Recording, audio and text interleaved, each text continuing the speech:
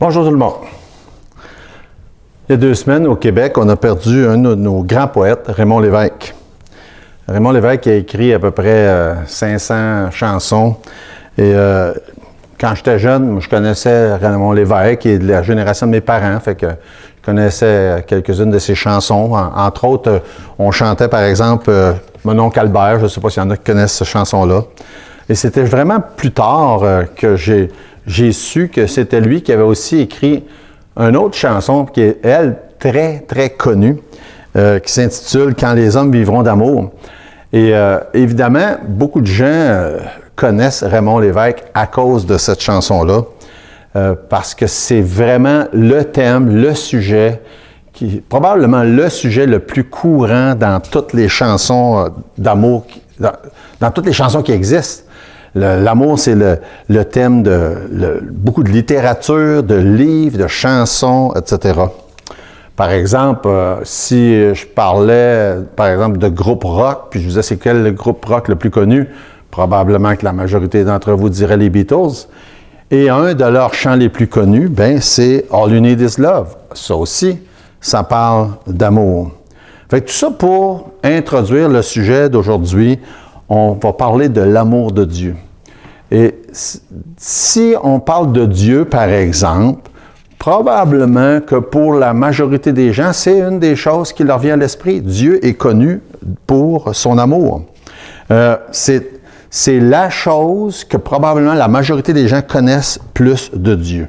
Mais même si c'est un sujet connu, même si l'amour de Dieu est un sujet connu, probablement, pas juste probablement, on peut facilement dire que c'est un sujet qui est très mal compris. Les gens mélangent amour avec plein d'autres choses qui pensent que c'est de l'amour, par exemple sexe, passion, convoitise, désir, amitié, possession, contrôle, adultère, et j'en passe.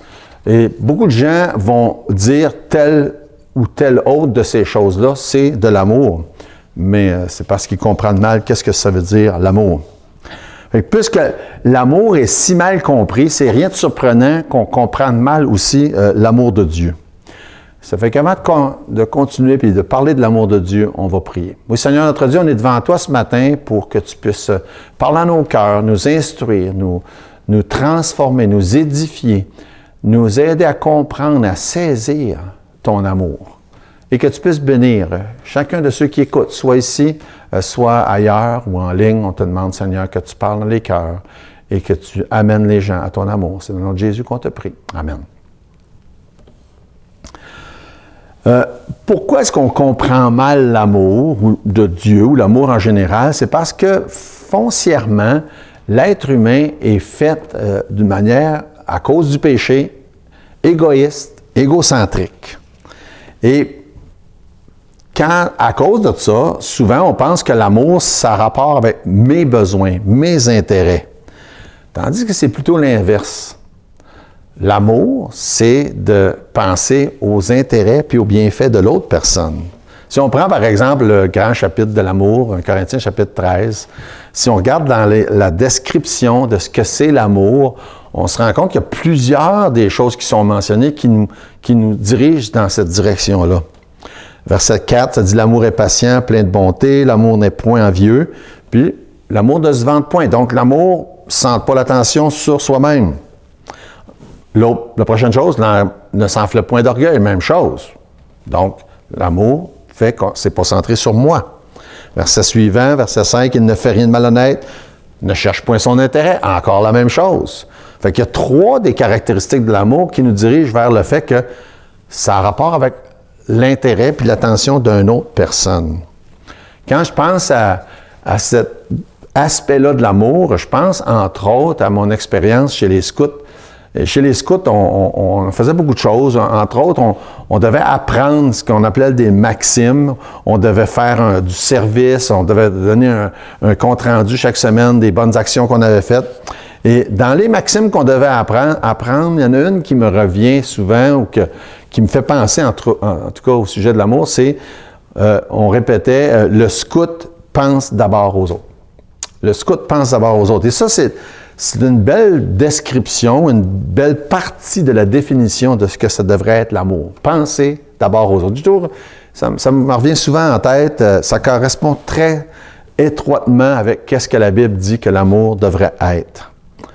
Autrement dit, mettre l'intérêt de quelqu'un d'autre avant son propre intérêt. On se sert souvent du beau verset Jean 3,16 que beaucoup de gens connaissent pour expliquer qu'est-ce que ça veut dire l'amour selon Dieu. Dans Jean 3,16, ça dit « Dieu a tant aimé qu'il a donné ». Dans cette partie-là du verset, il y a la définition de ce que ça veut dire aimer. On va souvent passer là-dessus quand on fait la préparation de mariage avec les futurs mariés et on parle de ça, de ce point-là, que contrairement à ce que beaucoup de gens pensent, l'amour, qu'est-ce que je peux bien en retirer? Par définition biblique, l'amour, c'est qu'est-ce que je peux bien donner? Qu'est-ce que moi je peux y mettre dans ça? Ça, c'est vraiment ce que ça veut dire l'amour. Mais il existe tellement de fausseté, de mensonges au sujet de l'amour. Et les gens répètent ces choses-là comme si c'était des vérités. Par exemple, le fait que par amour, ou parce que si on est en amour, on peut s'attendre à exiger des choses d'une autre personne. C'est pas ce que ça veut dire. Ou encore, à cause de l'amour, on pourrait tolérer des faussetés dans l'Église, par exemple. Dieu est amour. Il ne faut pas juger personne. Donc, on tolère ci, on tolère ça. C'est pas ce que la Bible enseigne. Ou encore, un autre mensonge, parce qu'on aime nos enfants, on ne devrait jamais les punir. Ça, c'est un autre mensonge. C'est pas du tout ce que la Bible nous enseigne. Ou encore, et ça, c'est clairement répandu chez beaucoup de gens, Dieu est amour. Ça ne se peut pas qu'il punisse quelqu'un en l'envoyant en enfer. Évidemment, c'est faux. Dieu est amour et ça se peut qu'il punisse quelqu'un en l'envoyant en enfer. Par exemple, dans Hébreux chapitre 12, ça nous aide à comprendre tout ça. Ça dit, verset 6, « Le Seigneur châtie celui qu'il aime et il frappe de la verge tous ceux qu'il reconnaît pour ses fils. Supporter le châtiment, c'est comme des fils que Dieu vous traite, car quel est le fils qu'un père ne châtie pas? Mais si vous êtes exempt du châtiment auquel tous ont part, vous êtes donc des enfants illégitimes et non des fils. » Ça devrait nous faire réfléchir, ça. Dieu nous aime, puis parce qu'il nous aime, ça se peut qu'il veuille nous châtier de temps en temps. Pourquoi? Parce que Dieu est juste, Dieu est saint, Dieu est compatissant et que c'est reflété dans son amour. Et l'amour de Dieu inclut l'idée qu'il ne nous laisse pas faire tout ce qu'on veut faire.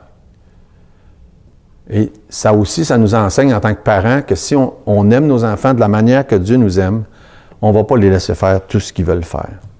Alors, regardez, dans Exode chapitre 34, il est question de ça. Ça nous dit au verset 6, « L'Éternel passa devant lui, s'écria, l'Éternel, l'Éternel, Dieu miséricordieux et compatissant, lent à la colère, riche en bonté et en fidélité, qui conserve son amour jusqu'à 1000 générations. » Et ensuite, un peu plus loin, qui punit l'iniquité des pères et les enfants de leurs enfants jusqu'à la 3e génération. Dieu est amour, et c'est un amour qui dure, il dit, pendant des milliers de générations, mais c'est balancé par la justice qu'il ne va pas laisser faire le coupable. Comme c'est dit dans le verset 7, il ne va pas dire que le coupable est innocent à cause de son amour. C'est intéressant de réfléchir à ça. Fait que l'amour de Dieu, c'est pas comme un amour de grand-mère. Quand je dis ça, là, je veux pas vexer personne, mais je pense à ma grand-mère. Ma grand-mère qui a vécu avec nous, là, même jusqu'au temps que je sois marié, ma grand-mère vivait à la maison. Et puis, donc, ma grand-mère, les gens disaient d'elle, c'était comme une sainte, tellement de bonne personne. Aucune malice, tellement, tellement gentille. Et puis, quand mes parents devaient sortir, on n'avait pas besoin de gardienne, ma grand-mère était là, on l'appelle ma mère, elle s'occupait de nous autres. Puis moi, j'étais un petit gars tannant. Puis quand mes parents n'étaient pas là, c'était pire.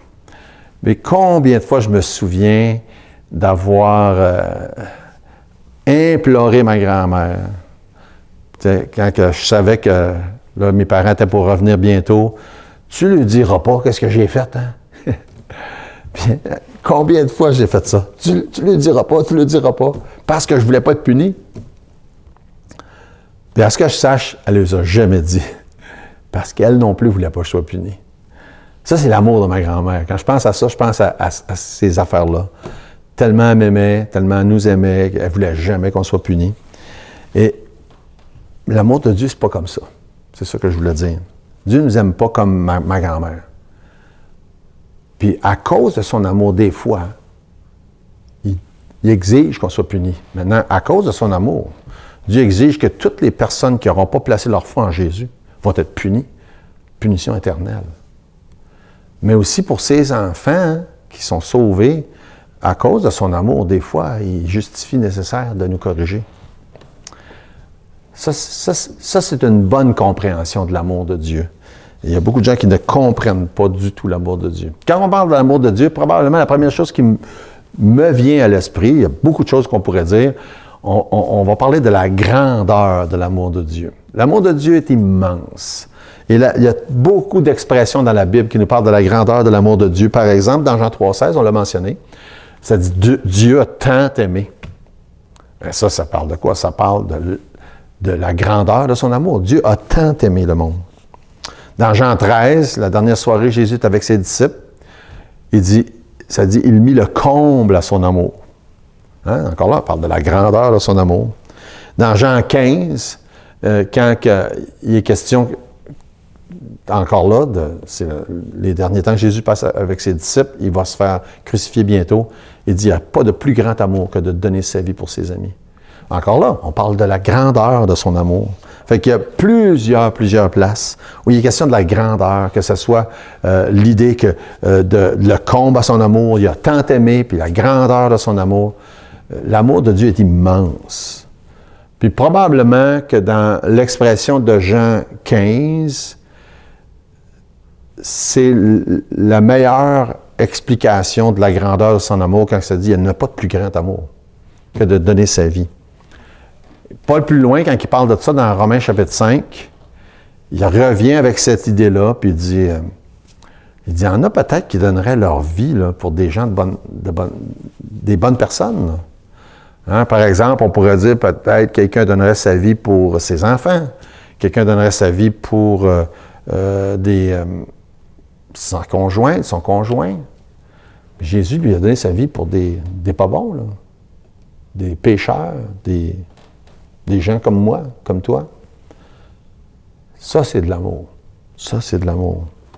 Il n'y en a pas de plus grand amour que ça, que de donner sa vie. Puis, dans Jean 15, il parle de ses amis, mais on pourrait dire, dans Romains 5, il parle de donner sa vie pour n'importe qui. L'amour de Dieu, la grandeur de l'amour de Dieu veut dire qu'il a accepté de donner sa vie pour toi. Accepté de donner sa vie pour des pécheurs. Accepté de donner sa vie pour des gens ordinaires. Dans Éphésiens chapitre 3, Paul parle encore de ce même sujet-là. Et puis, c'est intéressant ce qu'il dit. Il dit, je fléchis les genoux. Donc, il dit, je me mets à genoux. Dans le verset 14-15. Puis il dit, je voudrais que Dieu vous fasse comprendre. Puis je me mets à genoux, là, puis je prie pour vous autres, que vous compreniez, en sorte que, verset 17, que Christ habite dans vos cœurs par la foi, qu'étant enraciné et fondé dans l'amour, vous puissiez comprendre, avec toutes les autres, tous les saints, la largeur, la longueur, la profondeur, la hauteur de son amour. Et je prie pour vous que vous compreniez la grandeur de son amour. C'est intéressant parce qu'on voudrait que tout le monde comprenne la grandeur de l'amour de Dieu, la grandeur de l'amour de Dieu manifestée quand Jésus est mort sur la croix. Mais aussi, on voudrait que tout le monde comprenne, après qu'ils ont reçu Jésus comme sauveur, la profondeur, la largeur, la grandeur, tous les aspects, les facettes de l'amour de Dieu. C'est ça que Paul dit qu'il prie pour les gens d'Éphèse. Si seulement on pouvait comprendre et apprécier. Et ce que c'est sous-entendu dans Éphésiens 3, c'est que même les gens sauvés ne comprennent pas toutes les facettes de l'amour de Dieu, la grandeur de l'amour de Dieu. On a besoin de comprendre la grandeur de l'amour de Dieu. Et quand on pense à la grandeur de l'amour de Dieu, la prochaine chose qui, moi, me vient à l'esprit, puis encore là, on pourrait parler de tellement d'autres choses, c'est un rapport avec l'amour de Dieu, le fait qu'on puisse être sauvé. De toutes les choses que l'amour de Dieu fait pour quelqu'un, la première qu'on pourrait mentionner, c'est celle-là. nous amène à pouvoir être sauvés. Dans Jean 3, encore une fois, verset 16, quand ça dit Dieu a tant aimé le monde qu'il a donné son Fils unique, parce que c'est ça que ça veut dire, aimer. Puis ensuite, ça dit afin que quiconque croit. Fait que Dieu a tant aimé le monde, il a tellement aimé le monde, qu'il a donné son Fils unique pour qu'on croie. Puis quand quelqu'un ne croit pas, ça veut dire que cette personne-là refuse l'amour de Dieu. C'est ça que ça veut dire. On parle de l'amour des fois, puis on dit « Ah, il y a des gens qui sont mal aimés » ou « Il y a des gens qui ne connaissent pas l'amour », puis ainsi de suite. Puis c'est une aspiration, puis c'est pour ça que le chant de Raymond Lévesque est devenu si populaire, l'aspiration que les gens ont de connaître l'amour, par exemple. Mais ce qui est vraiment est réellement triste, c'est que malgré ce désir-là interne de chaque personne d'être aimée, la majorité des gens refusent d'être aimés par Dieu. C'est toute une réalisation quand on y pense. La majorité des gens refusent d'être aimés par Dieu. Refusent l'amour de Dieu. Jésus, dans Jean 5, dit ceci. Il dit, « Vous voulez sonder les Écritures, verset 39, parce que vous pensez avoir en elles la vie éternelle. Ce sont elles qui rendent témoignage de moi. Et vous ne voulez pas venir à moi pour avoir la vie.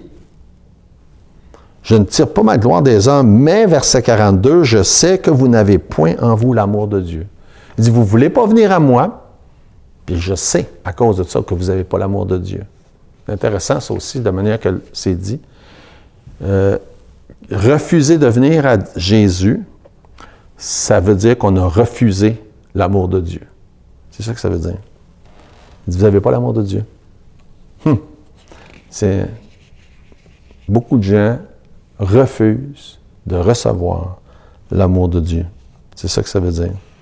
Dans le titre 3, c'est intéressant aussi comment c'est mentionné. Dit, nous aussi, nous étions autrefois insensés, verset 3, égarés, asservis de toute espèce de convoitise, de volupté, vivant dans la méchanceté et l'envie, dignes d'être haïs, nous haïssant les uns les autres. Mais, lorsque la bonté de Dieu, notre Sauveur, et son amour pour tous les hommes ont été manifestés, et elle nous a sauvés. C'est intéressant. On était tous égaux, hein? Pas chercher Dieu, dans les convoitises, volupté, etc. Mais quand Jésus est venu sur la terre, sa venue sur la terre, sa vie sans péché et sa mort ont manifesté l'amour de Dieu. Puis quand l'amour de Dieu a été manifesté, si on reçoit l'amour de Dieu, si on comprend l'amour de Dieu, ça dit verset 5, il nous sauve. Il nous sauve. Sinon, on est encore, comme c'est dit au verset 3, insensé, désobéissant, égaré, asservi, etc. Mais lorsqu'on réalise que l'amour de Dieu a été manifesté par la venue de Jésus puis par son sacrifice, quand on comprend ça, puis qu'on reçoit cet amour-là, on est sauvé. Dans Éphésiens chapitre 2, verset 4, ça dit « Mon Dieu qui est riche en miséricorde à cause du grand amour dont il nous a aimés, nous qui étions par nos offenses, il nous a rendus vivants avec Christ. À cause du grand amour qu'il nous a aimés, il nous a permis de pouvoir être sauvés. Sa miséricorde est grande à cause du grand amour dont il nous a aimés. Si tu reçois l'amour de Dieu, si tu réalises, oh, c'est ça que ça veut dire, Dieu a tant aimé le monde. Jésus a donné sa vie, il est mort sur la croix.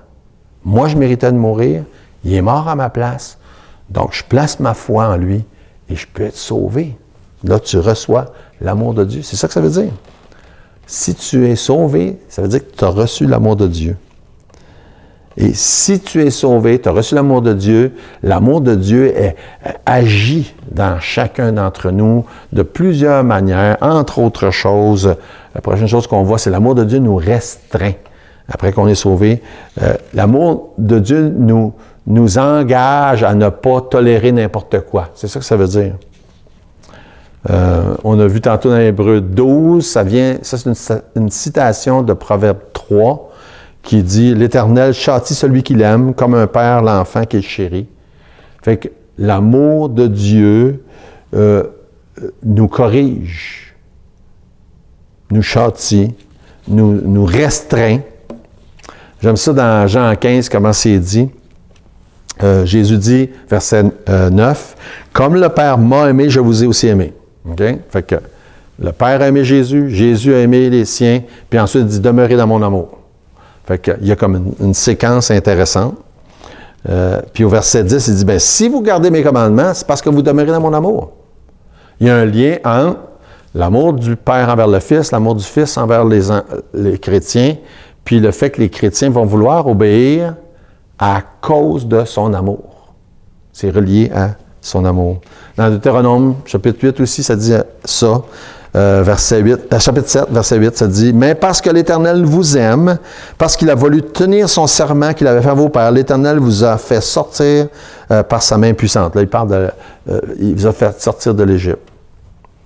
Verset 9, il dit « Sache donc que c'est l'Éternel ton Dieu qui est Dieu, ce Dieu fidèle, garde son alliance et sa miséricorde jusqu'à la 1000e génération envers ceux qu'il aime et qui observent ses commandements. » Il fait un lien entre aimer Dieu puis observer ses commandements. Fait que c'est une question d'amour. Si le Père aime le Fils aime les chrétiens doivent aimer le Fils et le Père, puis quand ils l'aiment, ils obéissent, puis ils gardent ses commandements. C'est intéressant, tout le lien de tout ça. Dans 1 Jean 2, c'est aussi par amour que ça dit que ça nous préserve du monde, par exemple. Il dit, n'aimez pas le monde, ni les choses qui sont dans le monde, parce que l'amour du Père, c'est l'amour du Père en nous qui nous permet de ne pas aimer ces choses-là. Dans Jacques 4, ça dit aussi un peu la même chose. Celui donc qui veut être ami du monde se rend ennemi de Dieu. Puis ensuite, il dit, savez-vous pas que l'amour du monde est inimitié contre Dieu? Enfin, encore là, c'est l'amour de Dieu qui nous garde d'aimer le monde, et c'est l'inverse aussi. Si on n'aime pas Dieu, ben on va aimer le monde. C'est assez évident. Fait son amour nous sauve, son amour nous restreint. Aussi, on voit que son amour nous motive. Ça, c'est la prochaine chose. Dans 1 Jean 4, 19, ça dit, ben, on l'aime parce qu'il nous a aimé le premier. C'est assez simple. Hein? C'est lui qui a commencé. Des fois, on dit ça dans le mauvais sens, là, mais ça, c'est dans le bon sens. Dieu a commencé ça pour que nous, on continue. Il nous a aimés. On l'aime parce qu'il nous a aimé le premier. On n'aimerait pas Dieu sinon.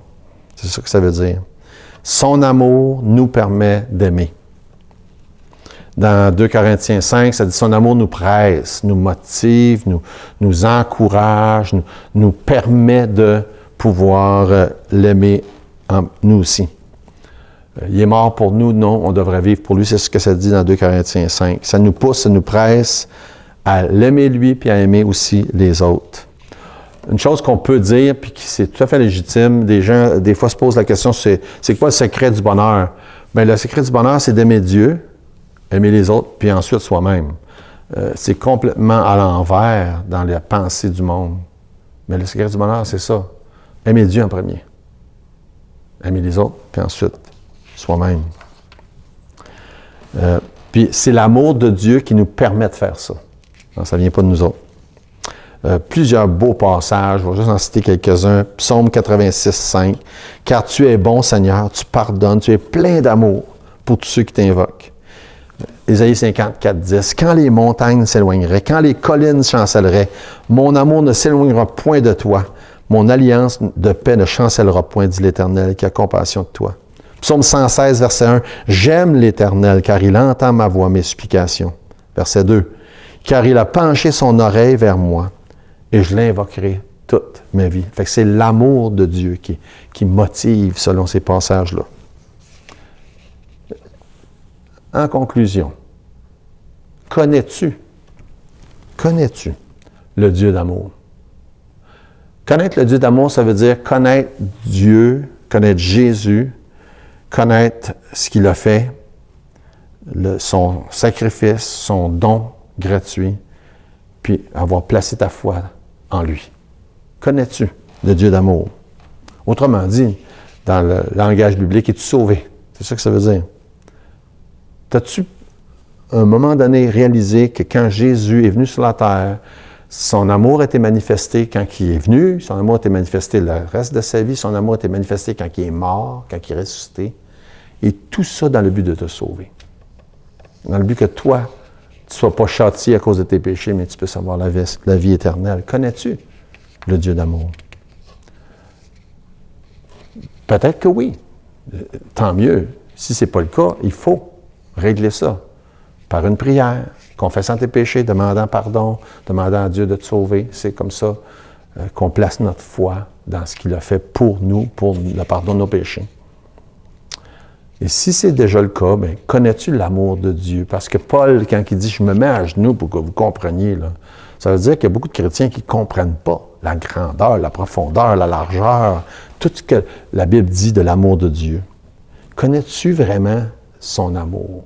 Connais-tu l'amour de Dieu? L'amour nous préserve, premièrement, nous sauve, nous préserve, nous motive, nous enseigne.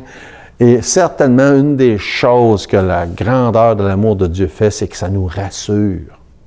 Connais-tu l'assurance de l'amour de Dieu? Beaucoup de gens pensent comprendre le salut, puis continuent d'être inquiets que peut-être un jour, ils vont perdre leur salut. Si tu connais l'amour de Dieu, tu devrais aussi connaître l'assurance liée à son amour. Puis probablement le plus beau passage qui nous parle de ça, c'est Romains chapitre 8. Ça nous dit à partir du verset 35. « Qui nous séparera de l'amour de Christ? Sera-ce la tribulation, ou l'angoisse, ou la persécution, ou la faim, ou la nudité, ou le péril, ou l'épée? » Ça, c'est une question rhétorique avec plusieurs volets, là. Mais chacun des points, la réponse est inclue dans la question. C'est « Connais-tu qui nous séparera de l'amour de Christ? » Ou encore, on pourrait le poser comme ça la question. Est-ce que la tribulation peut nous séparer de l'amour de Christ? Non. Est-ce que l'angoisse peut nous séparer de l'amour de Christ? Non. Est-ce que la persécution peut nous séparer de l'amour de Christ? Non. Est-ce que la faim, la nudité, le péril, l'épée? Non, non, non, non. Rien ne peut nous séparer de l'amour de Christ. Quelle belle déclaration rassurante. Selon qu'il est écrit, verset suivant, « C'est à cause de toi qu'on nous met à mort tous les jours, qu'on nous regarde comme des brebis destinées à la boucherie. Mais dans toutes ces choses, nous sommes plus que vainqueurs par celui qui nous a aimés, car j'ai l'assurance, c'est ça, l'assurance qui vient de son amour, que ni la mort, ni la vie, ni les anges, ni les dominations, ni les choses présentes, ni les choses à venir, ni la puissance, ni la hauteur, ni la profondeur, ni aucune autre créature ne pourra nous séparer de l'amour de Dieu manifesté en Jésus-Christ notre Seigneur. » Malheureusement, il y a des gens qui pensent que quelque chose peut les séparer de l'amour de Dieu. Mais si vous avez reçu le Dieu d'amour, si vous êtes sauvé, rien ne peut te séparer de son amour. C'est pour ça que Paul dit, je me mets à genoux et je prie pour que vous compreniez ça. Puis là, il répète dans Romains 8, garde, n'oubliez pas ça. La grandeur de l'amour de Dieu qui nous donne une grande assurance. Si tu n'as pas encore reçu le Dieu d'amour, va devant lui, par la foi. Parle-lui. Place ta foi en lui. Si tu l'as déjà reçu, il faut se laisser transformer par son amour. Jésus, quand il parle dans Jean 13, il dit, « Si vous êtes vraiment mes disciples, vous allez avoir un tel amour les uns pour les autres que tout le monde qui va vous voir va dire, « Ah, c'est les disciples du Seigneur, ça. » Il dit, « À ceci, tous connaîtront que vous êtes mes disciples. » Mais pour arriver là, il faut recevoir le Dieu d'amour. Il faut comprendre, puis apprécier, puis laisser transformer nos vies par l'amour de Dieu, manifesté par Jésus-Christ, par sa vie, par sa mort, par sa résurrection. Prions. Notre Dieu, merci. Merci pour ton amour. Merci pour la foi qu'on peut avoir en Jésus qui nous sauve, nous transforme. Permets, Seigneur, que ces quelques réflexions aujourd'hui puissent parler dans les cœurs de chacun, nous transformer, nous rendre semblables à l'image de Jésus. Et qu'on puisse s'aimer les uns les autres, puis aimer Dieu d'une telle manière que les gens vont voir que c'est ça, un disciple du Seigneur. C'est dans le nom de Jésus, je te demande ces choses. Amen.